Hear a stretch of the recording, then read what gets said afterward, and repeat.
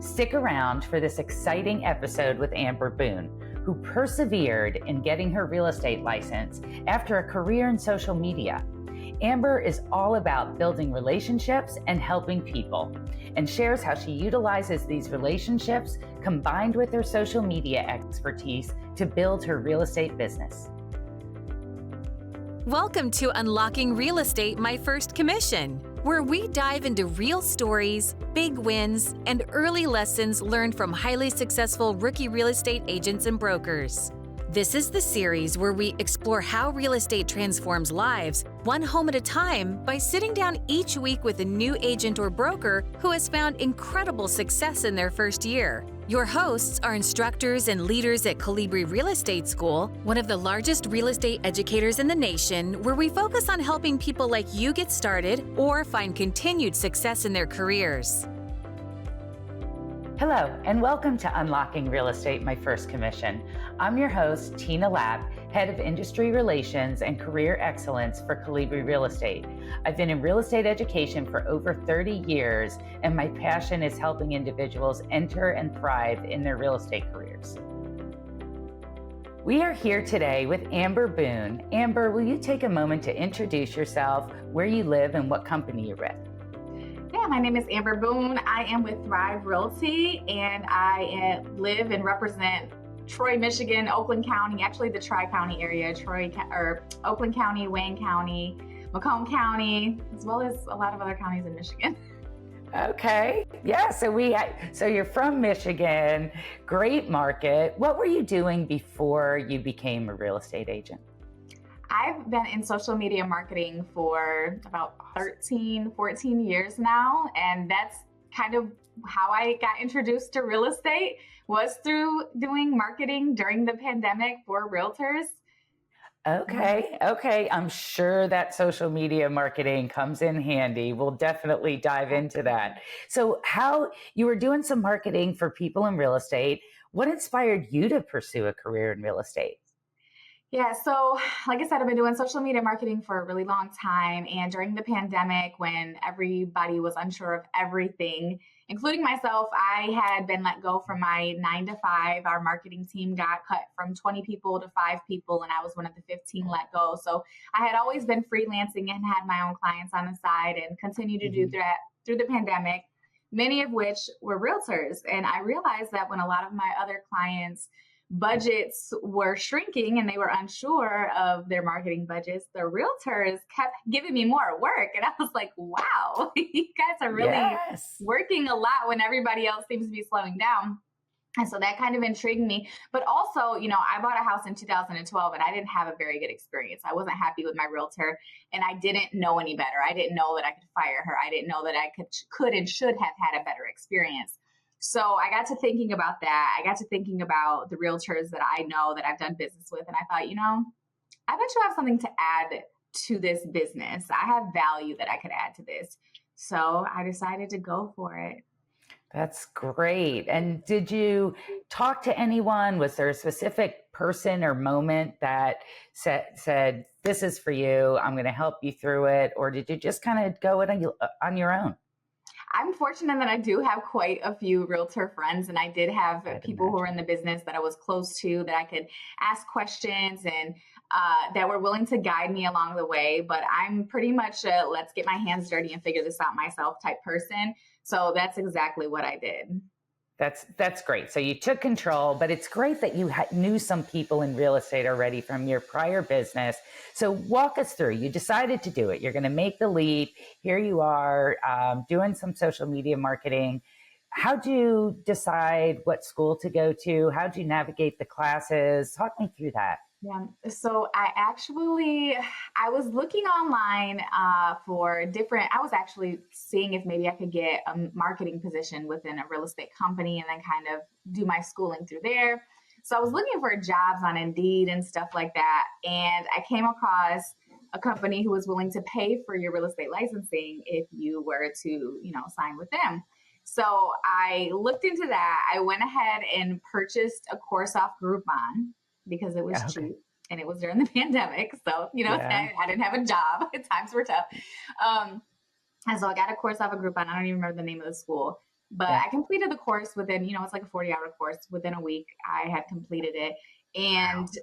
was going through the boot camp with this other company at the same time. And as well as preparing for the test, because I feel like taking the course and studying for the test, two different things. Yeah. Yeah. Wow. So you did all the courses online in a week. That's incredible. Like a whole new career. You get through the classes in a week. You got to the exam. Were you studying at night during the day? Like it was all online. So you had a lot of flexibility, but real life gets in the way sometimes, I'm sure. Yeah, I was studying. I had a lot of personal things going on in my life at that time as well. Yeah. So it was initially, I went into it thinking I've always done really well in school. Like I've always been a straight A student, been a gifted, talented. So I was like, I got this. It'll be nothing. I'll go in and take the test. I don't have to study that much. I Yeah. failed. I was like, oh, I do have to study. Yeah. That's Yeah. when I learned that the course and the studying for the test are two different things. You have to actually take time to study for the exam outside of just taking the course. So Yeah. then I got into studying. And this is when I started pulling my resources. So I'm reaching out to my friends and I'm like, do you have index cards? Do you have the study guides? I was, looking on YouTube and watching courses. I was literally listening to YouTube videos while I was in the shower, while I was in the car. I had real estate on play 24/7, trying to drill it into my brain as much as possible. And yes, but I actually didn't pass the exam until my fifth try. All right. Well, you know what? You are such a great example because passing the test is not an indication of your success in real estate. And you're Yeah. a prime example of that. And your perseverance to keep driving and get to the exam and pass that exam. So, that fifth time when you passed the exam, what'd you do when you found out you passed? Oh, I cried. I was so excited because the fourth time I took it, I failed by one question. Oh, And each time I took it, like I said, I had a lot of personal things going in my life. So I would be leaving pretty much like the worst situation one could imagine and then walking into the exam with everything, the weight of the world of my life, everything that was happening personally on my chest, and then go into this room because I still, even though COVID, it was still a proctored exam. So we had to go yeah. in there with all of these, and oh my goodness, it was a lot. It was very overwhelming. But by the time I got to the time that I passed my fifth time, I was just so excited that I had finally passed because I knew I could do it, and I was Mhm. getting frustrated with myself that I wasn't demonstrating that. I knew the stuff. That exam is tricky. That exam is Yeah. very tricky. Yeah. Even if you know your It stuff, it's is. like, here are four options. Two of them are right. One of them is more right. Which Yeah. one is the most right?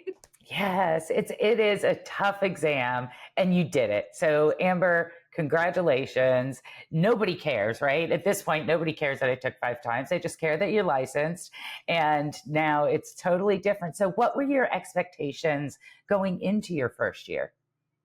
I didn't really have any expectations. Okay.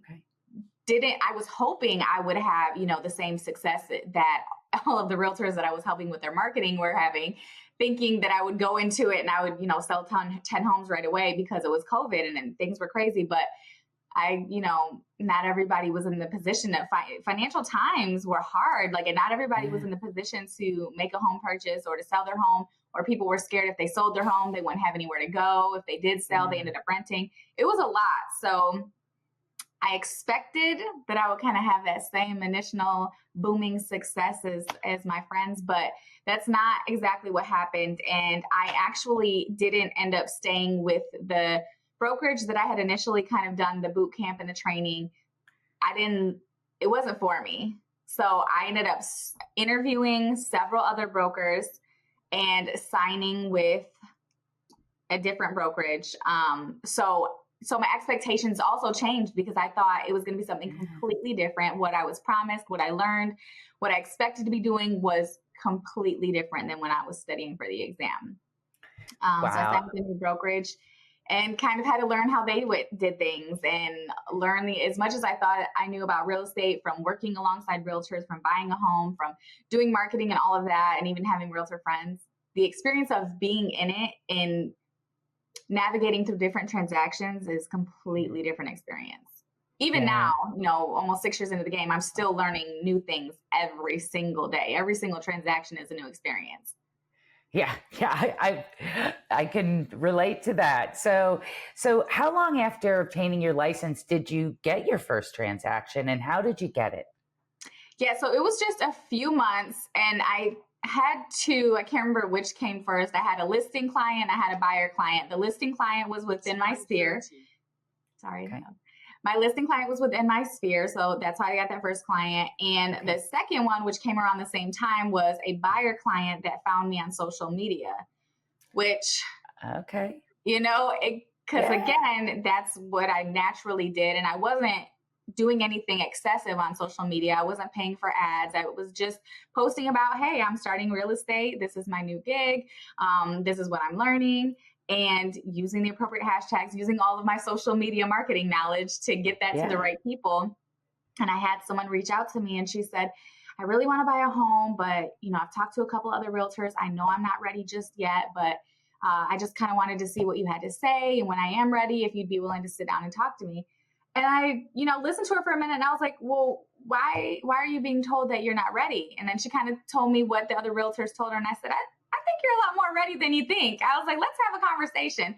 So we did. And yeah, she closed on our home a couple of months later. We had an amazing time working together. We're still friends to this day. Like I made a friend out of a client because Um, it was just such an amazing experience. And she was so thankful that I took the time to guide her through that process when yeah. others were telling her no. That's great. That's great. So your social media marketing was working for sure. Are there certain things about your marketing that you think helped launch your career when you were early in real estate? I feel like one of the reasons that I got into real estate is the same thing that kind of sets me apart from other realtors, Yeah. and marketing myself online is that I'm not in it for the sales. I still do social media marketing now for other clients. Like that's still I could do that in my sleep. I'm Yeah. probably Yeah. always going to do that. So I still do that.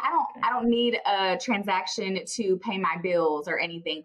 I do it because I genuinely want to help people. I do it because I want them to have a better experience than I did when I bought my home. I do it because I know I can do it well. And so I think That's great. I don't think I know when I market myself that is the message that comes across. I'm here to genuinely help you. It's not about the sale. I'm not out door knocking and cold calling and trying to get these leads. I'm just saying, hey, this is what I do on a regular basis. If I'm showing houses, if I'm closing a deal, if I'm attending, professional development classes or whatever it may be, I just show glimpses of my life and what I'm experiencing. And then people see that and see that wow, you're still selling houses. You're still learning. You're still out there. Yes, I am. So when they're ready, they come and talk to me. So I don't have to go and chase anybody down. Funny enough, so my handle on social media is Get Real with AB. And I was all about when I first started, I'm like, I'm Love putting the real back in real estate. I'm going to keep it real.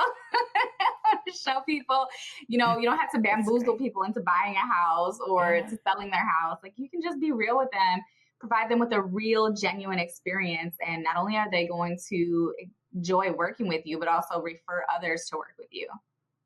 That's great. That's great. And so, other than your social media, were there other things you did to market yourself, or did you rely primarily on social?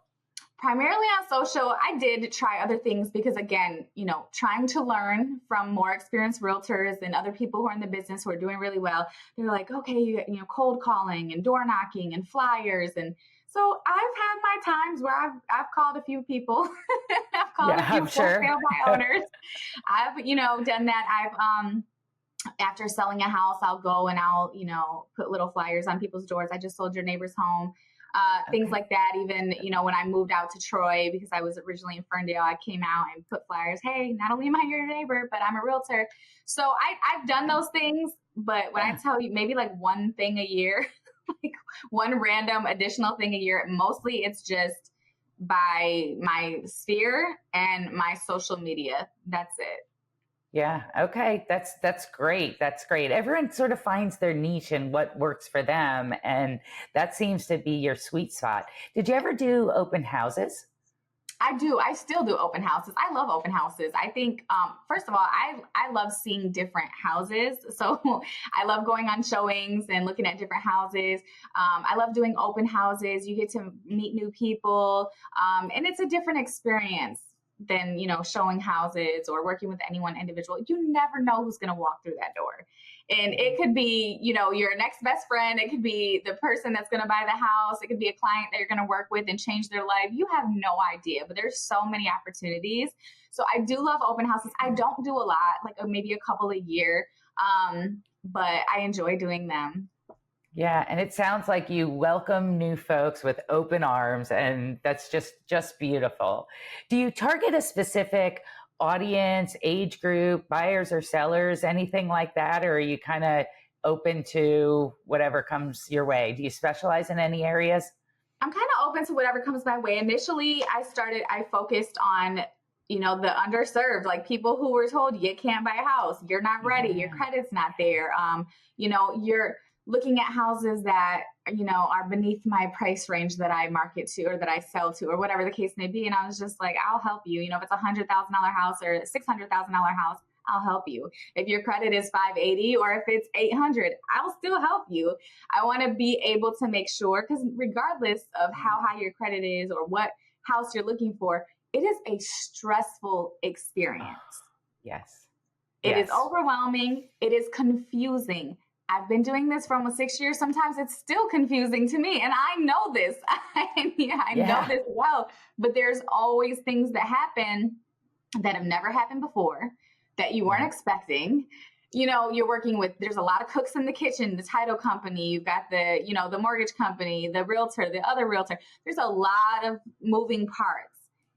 And to be somebody who has no experience in the industry, it can be very discouraging. And people are just, I don't even want to do it. I don't want to do it. It's too much. So I just try to make it as stress-free as possible. And I don't market to any particular group of people. I genuinely just, if you need help, I want to market to you because I want to help you. If you get overwhelmed with things, a client that I just closed on recently, she had some very challenging life happenings during me working with her. And I feel like in some ways you serve as a bit of a therapist or a friend through it. You got to really help people through some of these challenging times because, in the best case scenario, you're working with somebody 30 to 60 days. Worst case scenario could be a year or several years. You're going to have to like them. They're going to have to like you. You're going to have to be kind to them and understand that real estate is not the only thing happening in their life. Finding a home or selling a home is not the only thing happening in their life. And so, you've got to be able to take all of them, whatever that may be. And I'm willing to do that. What a great perspective and way to take on the industry and your clients. As you got into real estate and you're going through your first year and you had some challenges, talk to me about those. What was most challenging for you as you got started? I think just for me, understanding how to get leads and where to get leads. I feel like that's most people's struggle is who do I sell to? How do I do this? Yeah. I think the next thing is just navigating through those uncertain times, being a baby essentially in the industry, and you're, maybe working a deal with somebody who's seasoned and has been in the game 20 years and they're talking to you like you don't know what you're talking about. And you're like, do I not know what I'm talking about? Because I might not. I don't know. I'm kind of new. And then just realizing that all realtors are not created equal. And sometimes you're going to have to work deals with people who are not your favorite, but you have to continue to operate in the best interest of your client, no matter how interesting it gets with the other agent. So I think that was the most challenging for me is a little bit of an imposter syndrome. I came into the game late. There's a lot of people who do this right out of high school or in their early 20s. And I had a whole career before getting into this. So I'm like, maybe I don't know what I'm doing. Maybe I'm not supposed to be here. Maybe I'm an imposter. I don't know. I think that was my biggest challenge is just knowing that I do know my stuff, that I am operating with integrity, that I belong here, that I have value to add to the industry, and owning that even in the uncertain times. And your support of your clients, I think that just speaks volumes to your success now and being there and helping them. Did you have a support system or someone you could call when you didn't know the answer to something, you struggling with a contract, not sure? Did you have someone you could call and helped to support you at all? Absolutely. And again, thank goodness I did have the network that I had. So these were not only people that were just other realtors, but I mean, these were my friends before real estate. So I didn't feel as bad or even as, stupid calling them about something like that maybe I felt like I should know. It was like, hey girl, is this right? How would you do this? And so I had a couple of people that I was able to call and just ask the silly questions too, the hard questions. And I'm so thankful because, again, having worked with so many different realtors from different brokerages, and I could still call on them and say, I need a couple of different opinions and be able to take those different opinions. And they were all willing to share with me, and it wasn't competitive. Oh, I'm so fortunate that everybody that I called on was so willing to have those conversations with me and guide me, even though we weren't, working on the same brokerage or on the same team. Yeah. Yeah. Any memorable or funny experiences from early on when you were still learning that you can recall? Oh my goodness. Of course, not off the top of my head. I'm sure I have plenty, but I can't think of any off the top of my head. There's always something though. There's always something. And we have listeners that are thinking about starting a career in real estate, or they're just got licensed like you, and like, how do I get started? Looking for some advice, or like, how do I navigate my first year? Any recommendations for those folks?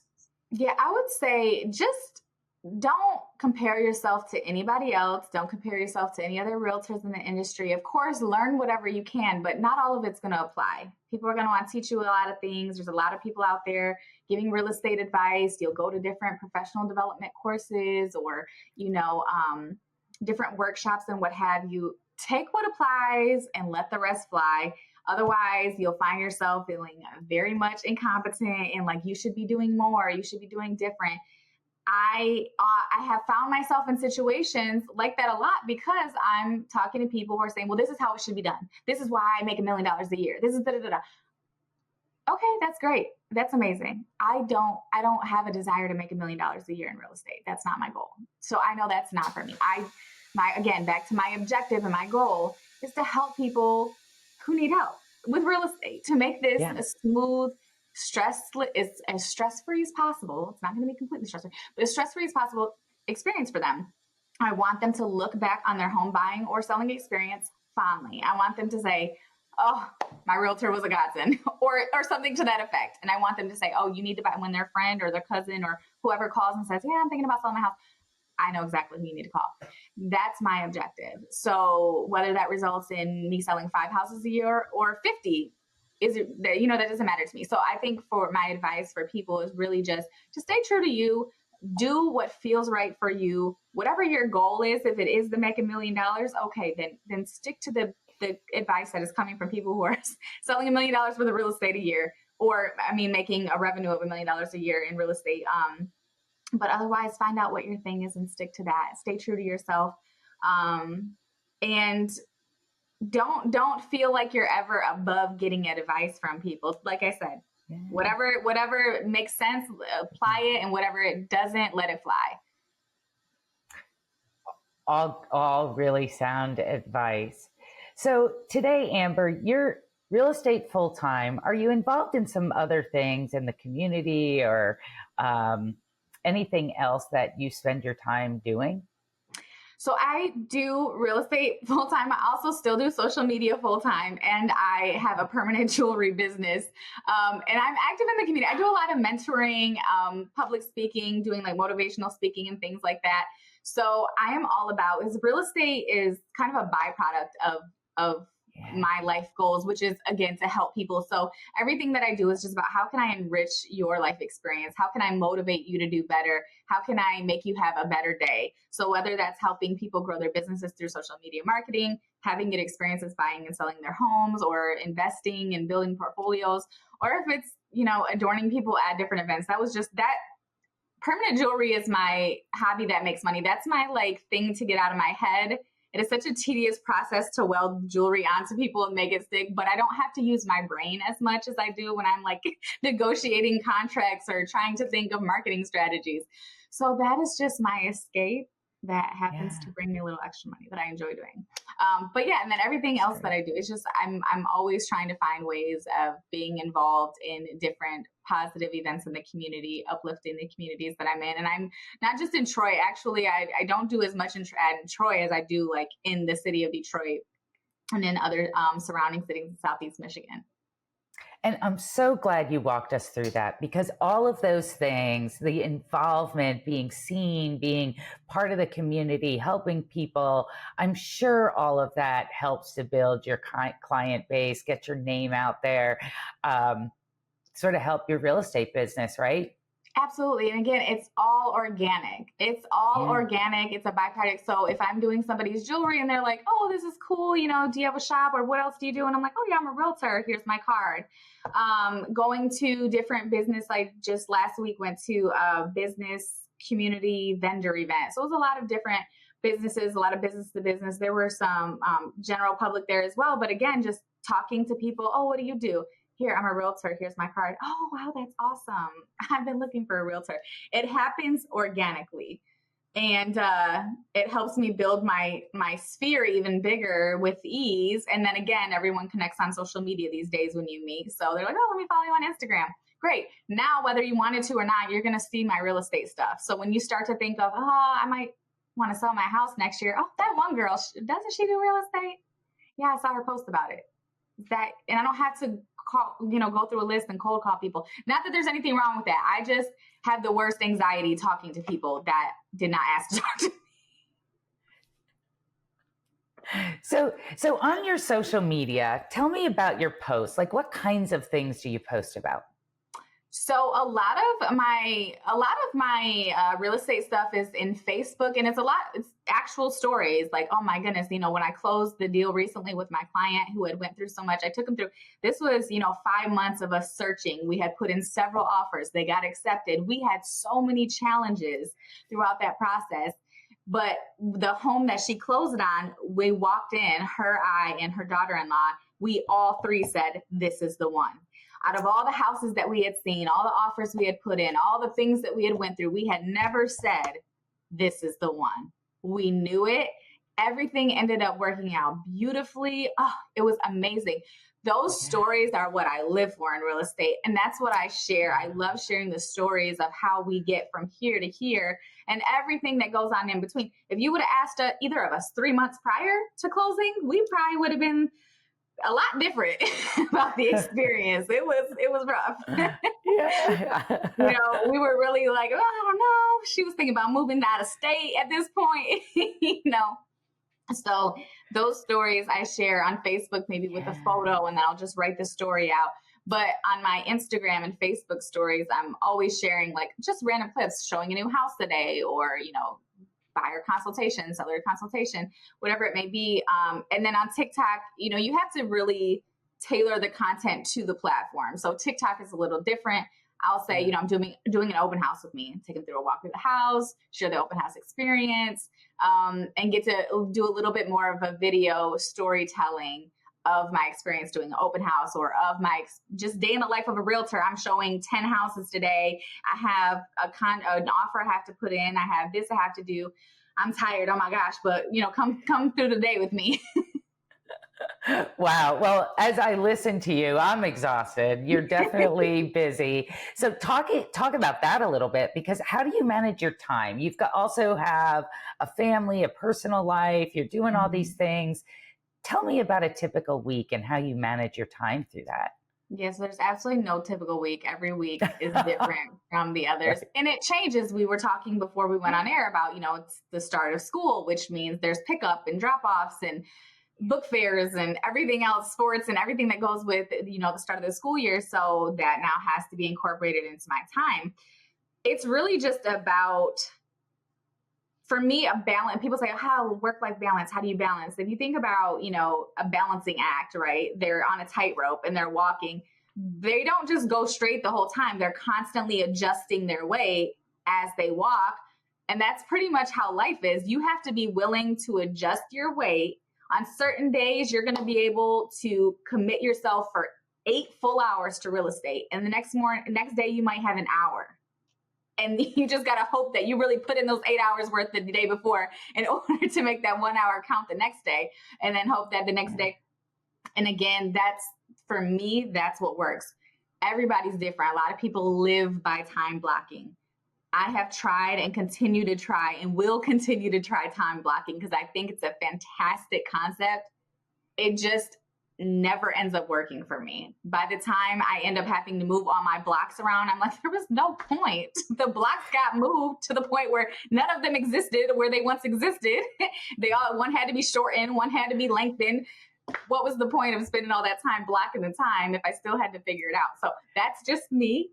Yeah. I've learned to just, when I am in a zone to create, I allow myself to create. When I'm in a zone to go out and to get new contacts or to lead generate, I commit myself to that for as long as I can do it. And then when I'm spent, and I just, and then I commit myself, okay, I have follow-up energy today. I'm going to follow up on all the leads. I just really try to, and again, that doesn't work for everybody. I don't know if I have like ADHD or whatever. I might something, because I'm a little all over the place, but I found what works for me. And I found that just readjusting, constantly checking myself, because I'm really big on self-care, mental health.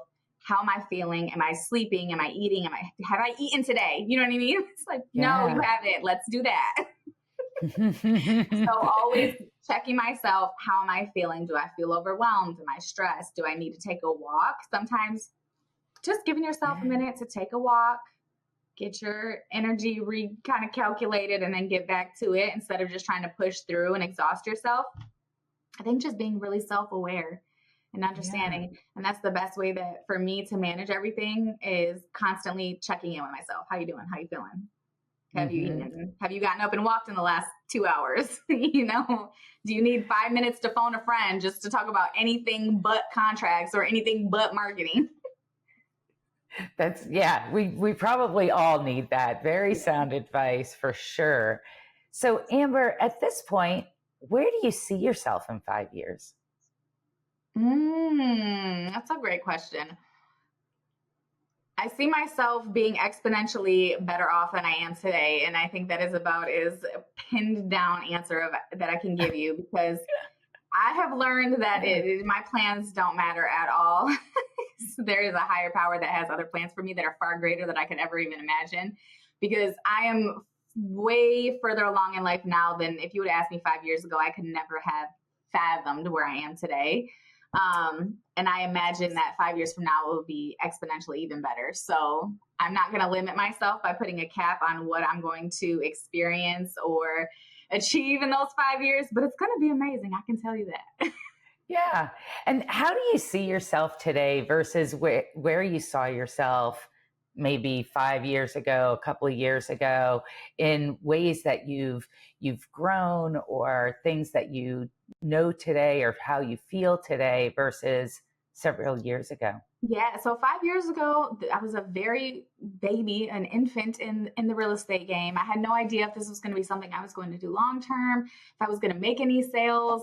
I felt like an imposter. I didn't feel very confident in my abilities or what I had to contribute. Like, I felt it inside, but I was like, I don't know if that's just, or if it's actually like I actually have value to add.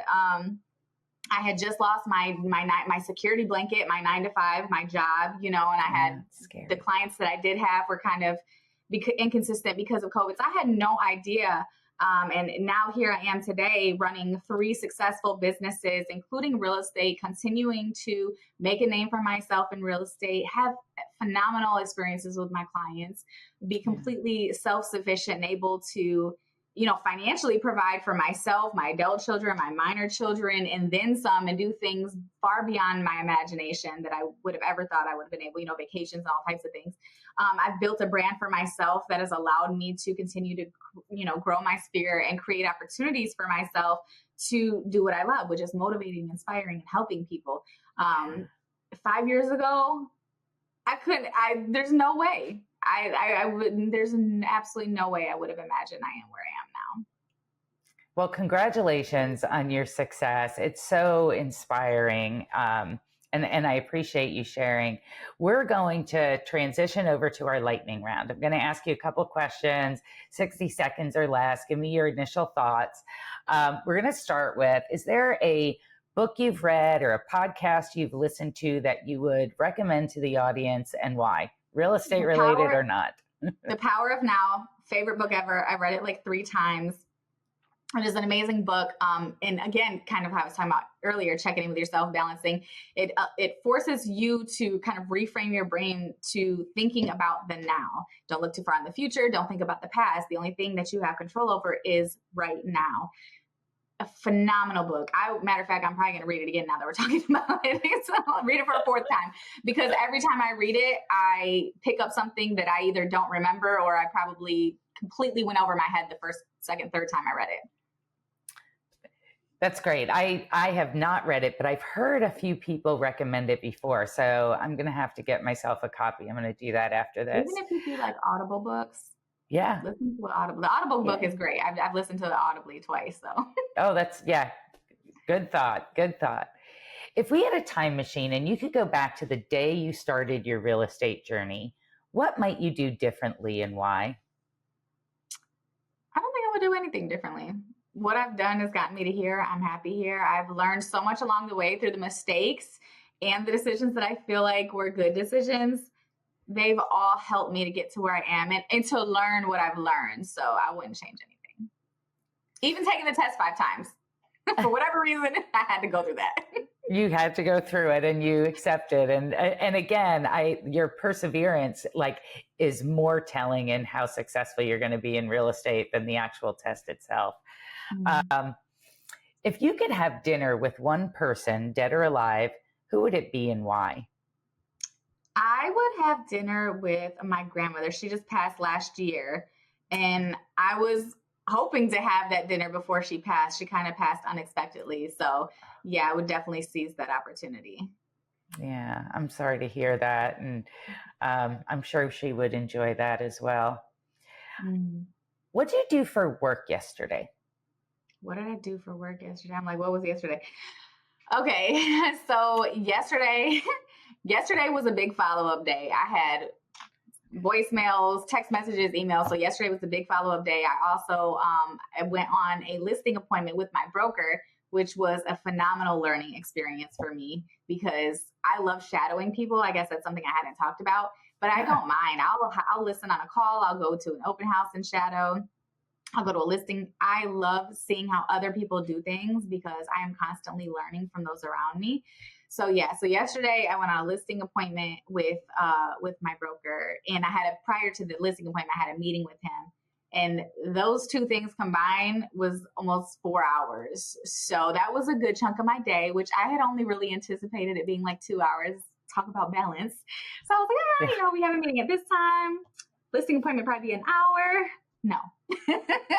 So I got to do a whole bunch of follow-up that I now have more follow-ups to do today because of, and attend the meeting with my broker, the listing appointment with my broker. And I signed a new client. So that's great. That's great. And things never seem to go as we plan, right? Back to your scheduling and time block. It's kind of difficult. So any final tips or tricks for the listeners? Final tips and tricks. Stay true to yourself. Figure out what you want. It doesn't have to be a dollar amount. It doesn't have to be a number of sales. It just has to be your objective. What do you want? Do you want to help people? Do you want to secure financial stability for yourself? Do you want to be the number 1 real estate agent in your market? Do you want to focus on a specific? Some people are very much like, I work at this zip code, and this zip code, and that's it. I'm like, hey, where are you? You're up north? Yeah, I'll help you. I'm all over the state. I've done houses in Saginaw, Lansing, wherever. But figure out your thing. Stick to that.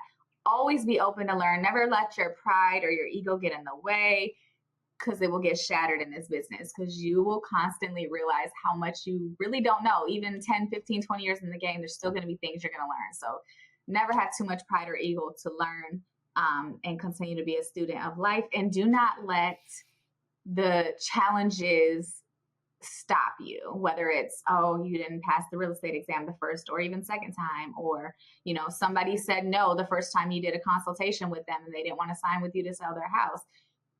Perseverance. As you said, perseverance is really what's going to make or break you in this business. So stay true to yourself, stay true to your objective, stay true to your cause, and don't give up no matter what. The only difference between you and the person who makes it is that they never gave up.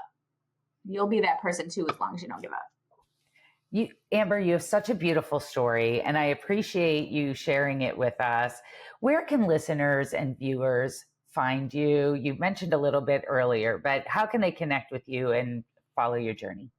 Yeah, so I'm social media everywhere. My handle is Get Real with AB, or you can search my name, Amber Boone. I have a real estate page on Facebook, and Facebook is the only platform that I have a real estate specific page. Honestly, it's kind of boring. I share like the little graphics and for sale, but I share all my real estate stuff just on, it's part of my life. So I don't separate it. I just share it as part of my life on all of my channels. Perfect. Well, Amber, thank you so much. You are such an inspiration. Congratulations on your success. Thank you so much. And I appreciate you joining today. It's been a pleasure talking with you. Yes, thank you for having me. I appreciate you. Thanks for tuning in to Unlocking Real Estate, My First Commission. We hope today's stories and insights inspired you to take that next step in your real estate journey.